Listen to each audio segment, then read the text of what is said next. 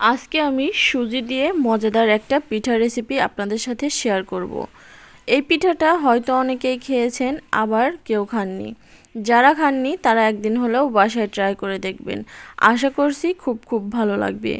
অন্যান্য পিঠার তুলনায় আমার কাছে এই পিঠাটা খুব বেশি ভালো লাগে, তাই আমি মাঝে মাঝেই এটা বানিয়ে থাকি।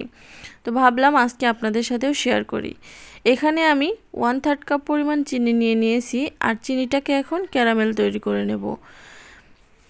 মিডিয়াম হিটে এটাকে নাড়াচাড়া করতে করতে একটা সময় এসে দেখবেন এর কালারটা পরিবর্তন হয়ে গেছে। যখনই এটা হালকা সোনালী রঙের হয়ে যাবে তখনই চুলাটা অফ করে দিতে হবে। চুলাটা অফ করে দিয়ে দুধটা মিশিয়ে নিতে হবে। এখন এখানে দিয়ে দিচ্ছি 1/2 কাপ পরিমাণে গুঁড়ো দুধ। গুঁড়ো দুধটা দিলে দুধটা অনেকটা ঘন হয়ে যাবে আর খেতেও বেশ ভালো লাগবে। এখন নেড়েচেড়ে মিশিয়ে তারপরে চুলাটা অন করে দিতে হবে। ক্যারামেলটা এই সময় একটু বসে যেতে পারে, তাতে ভয় পাওয়ার কোনো কারণ নেই, নাড়তে চাড়তে আবার মিশে যাবে। দিয়ে দিচ্ছি 1/2 কাপ পরিমাণ কনডেন্স মিল্ক। কনডেন্স মিল্কটা যে কোনো মুদিখানার দোকানেই কিন্তু কিনতে পাওয়া যায়। দেখুন দুধটা কিন্তু ক্যারামেলটা গলে অনেকটা ঘন হয়ে গেছে আর কালারটাও পরিবর্তন হয়ে গেছে। 2-3 বার বলক তুলে এটাকে জাল করে নিতে হবে।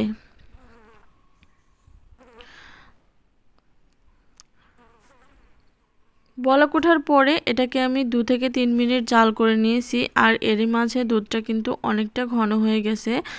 আর এই দুধটাকে সর জমতে দেওয়া যাবে না, এভাবে মাঝে সাঝে নেড়েচেড়ে দিতে হবে। এখন চুলাটা অফ করে অন্য একটা ফ্রাই প্যানে দিয়ে দিচ্ছি 1 চা চামচ ঘি। ঘিয়ের পরিবর্তে আপনারা এখানে তেলটাও ব্যবহার করতে পারেন, তবে ঘিটা দিলে এর স্মেলটা অনেকটা ভালো আসে আর খেতেও ভালো লাগে। এখন এখানে 1 কাপ পরিমাণে সুজি দিয়ে একটু নেড়েচেড়ে ভেজে নেব। আর অবশ্যই চুলার আঁচটা এখন লো হিটে থাকবে।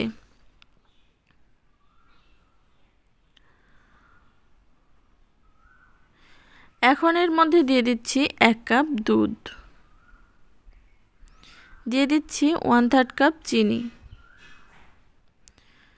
যেহেতু আগে থেকেই ক্যারামেল তৈরি করে নিয়েছিলাম, দুধটাও একটু মিষ্টি আছে, আর সেই বুঝে আমি এখানে চিনিটা ব্যবহার করেছি।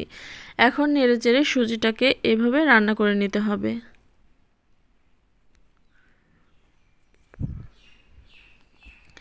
দেখতেই পারছেন সুজিটা অনেকটা ঘন হয়ে গেছে। এই পর্যায়ে এসে চুলাটা অফ করে দিয়ে নেড়েচেড়ে এটাকে ঠান্ডা করে নিতে হবে। এর মধ্যে দিয়ে দিচ্ছি 1 চা চামচ ঘি। ঘিটা দিয়ে আবার একটু মিশিয়ে নিচ্ছি। যেহেতু এটা প্রচুর পরিমাণে আঠালো থাকে, ঘিটা দিলে কড়াই থেকে একেবারে উঠে আসবে, একটু আর লেগে থাকবে না।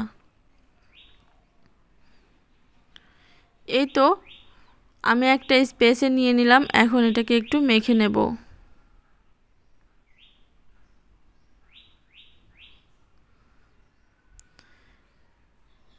মেখে নেওয়া হয়ে গেলে এখন পিঠাগুলো তৈরি করে নিতে হবে। আমি এখন এই পিঠাগুলো গোল গোল শেপ দিয়ে পিঠাগুলো তৈরি করে নেব। আপনারা চাইলে যে কোনো শেপেই কিন্তু এটা তৈরি করে নিতে পারেন।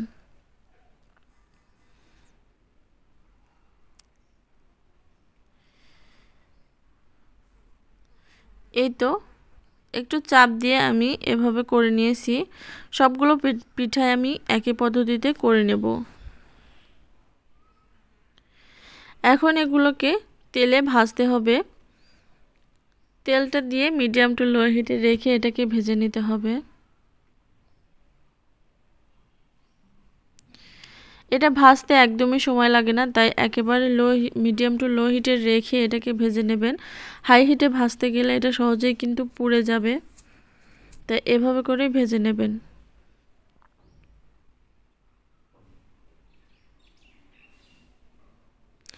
হালকা হাতে উল্টে পাল্টে এটাকে ভেজে নিতে হবে।